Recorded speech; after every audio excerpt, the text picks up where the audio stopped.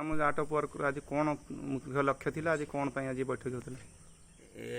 Art of giving let's एगो doctor Achyut सामंतर प्रयास रे सारा ओडिशा रे ये कार्यक्रम अनुष्ठित करा जाउची। या द्वारा देवार कला या द्वारा प्रत्येक लोक को आम कौन दे पारिबा जे जार शक्ति अनुसार। तेणु आम चिंता कलु आमर मल्लीपुरा ग्राम रे आज गोटे बैठक कलु। एथरे मल्लीपुरा ग्रामर समस्त युवगोष्ठी वयोज्येष्ठ लोक मैंने बसीलु।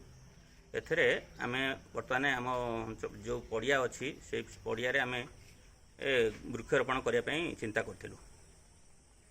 युवगोष्ठी कौन कहे वार्ता द्वारा ये जो देवार कला युवगोष्ठी को मुझे कहबी से जो आगामी भविष्य जो बर्तमान आमर गरम होची आम कौन कौन करिपरिबा समाज पे कौन काम करिपरिबा सेतिपई मुझे आह्वान दौची जे आगामी दिन में से अंचल रे कौन कौन कार्यक्रम करें को मानक कि प्रकार साहाय्य करें से आमर लोक मान देखिकी से आमको देखिकी आगामी पीढ़ी की देखिकी से अनुप्राणित हो आगामी दिन में केमती गछ लगे से प्रयास जारी रखिए।